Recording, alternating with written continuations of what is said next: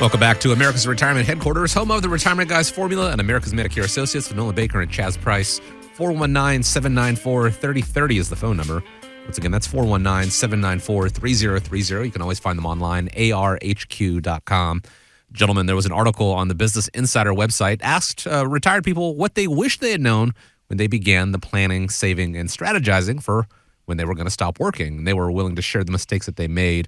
We got the list there in front of you. What do you think of these, and do you see them in the portfolios that new clients bring to the table? Well, I love it when we talk about mistakes and helping people avoid mistakes. You know, when you think about what are some common retirement planning mistakes, it's so important because retirement is a point in your life that doesn't allow that luxury of time to make up for mistakes. So, you know, if you didn't learn about these type of mistakes and all of a sudden you had a blow up, it could be a deadly thing that can happen for somebody who is just moving into retirement time.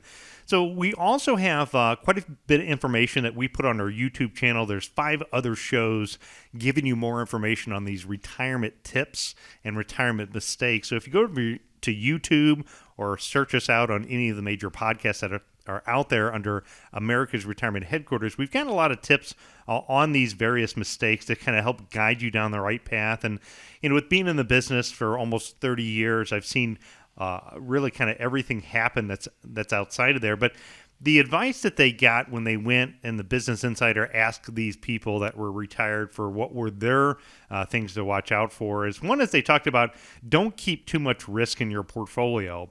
You know, one of the challenging things about the stock market is short term, nobody controls what the stock market, talks about. We had talked about an article earlier that Warren Buffett had wrote in 2008. And, from the time he wrote the article in October of 2008 to March of, 2009, so again, just a couple of months later, the market was already in a free fall, but continued to go down, was down another 28%.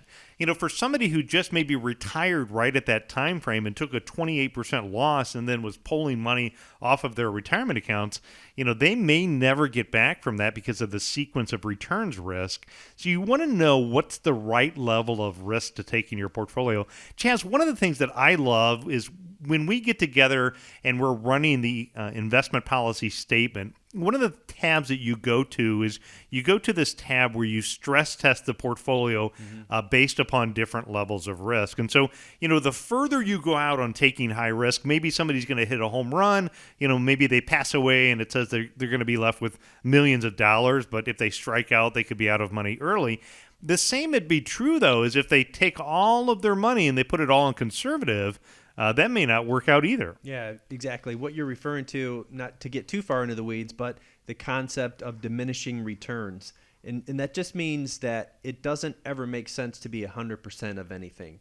To your point, you should never be 100% invested in stock, nor should you ever be 100% invested in money market instruments, because just by taking a slight amount of risk, maybe adding some bonds or a little bit of common stock, you can increase your expected return. Same way that if you go all the way out on the risk spectrum and you own 100% in stocks, you're going to get about the same amount of return as what you could probably expect with 80%. One of the other things I talk about in this economic summit we had is we talk about one of the major risks of retirees not knowing that retirement does come in phases. And I know I'm kind of piggybacking on that presentation, but as in doing the research, it really does make sense. I mean, imagine trying to take a flight, out of the country. Let's say you've got 3 layovers, but you only know about one of them. That would be a very difficult flight to try to plan for. And I think that's what happens with a lot of retirees. Particularly, we see, some of the threats, again, in that pre-retirement, that early retirement stage. I think people don't recognize the fact that they should really start planning for long-term care. It's a tough decision and a tough conversation to have with folks, but you really want to be able to, have those conversations while you're healthy and, looking at, God forbid, if something happens, maybe would you be, precluded from being able to buy some long-term care insurance. So those are some considerations. I also see some mistakes that people do early in retirement is they overspend.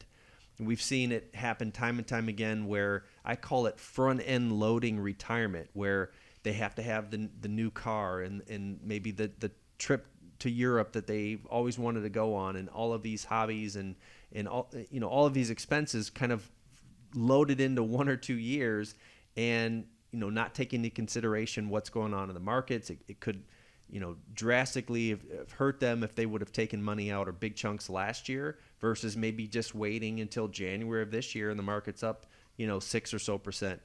So we see that as a risk.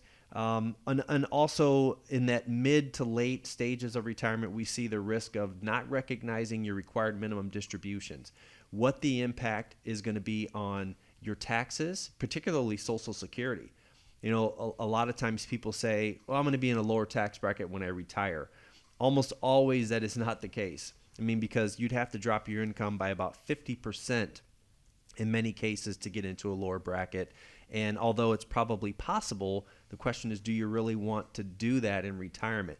So when you hit 73, you're going to need to take out about 3 to 5% of your portfolio now, which in and of itself is a big demand oftentimes.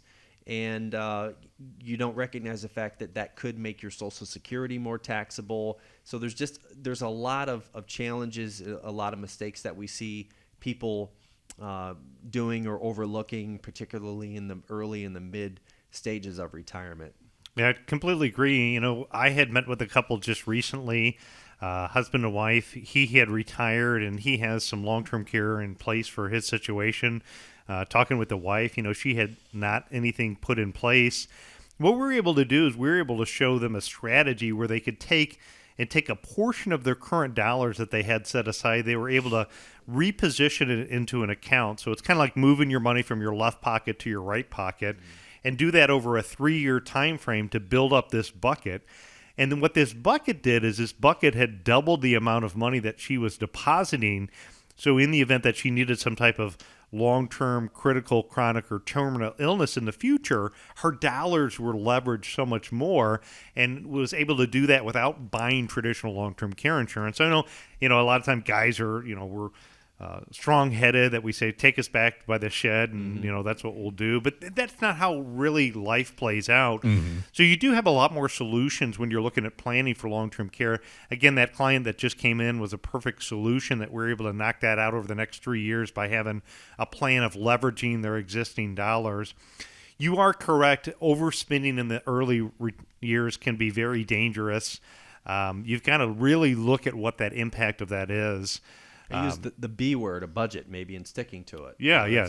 And, in those years where things overachieve, that's maybe the years that you prepay some of these extras for you, but you got to be careful in those years. I take a look, and, one of the things that we stress test in our portfolio is inflation. Inflation up until the last year hasn't really been a topic, but have you stress test your portfolio with inflation? Have you underestimated what retirement expenses were really going to be like? And to me, it all really comes down to having a clear plan in place. I know one of the things that I love to do when I get together with folks, and we have a conversation and we go through this CFO checklist. And within the checklist, we're looking at the areas on how to help them better manage their money, protect their assets, and efficiently plan their estate. And we're writing down what are some of the common retirement planning mistakes that we see individuals making. So these are the blind spots that we say, hey, watch out, you need to eliminate this or address this. We also talk about areas to add value or so. So if you're worried about mistakes, maybe you just want somebody to put a second set of eyes to it.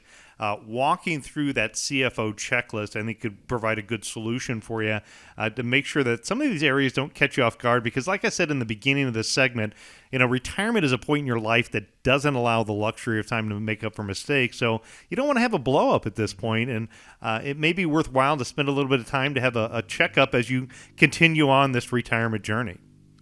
Rather than, have the hindsight is 2020 approach and look back and say, oh, I made that mistake, I probably shouldn't have done that. Why not let the team at America's Retirement Headquarters, with all their combined years of experience, what they've seen, what they've encountered, what other people have encountered, and make you aware of those. Obviously, no one's retirement is going to be the same, but these are, as we said, common mistakes in retirement planning and things that you want to address right now so that they don't become much bigger issues down the line. Real easy to get started, 419-794-3030.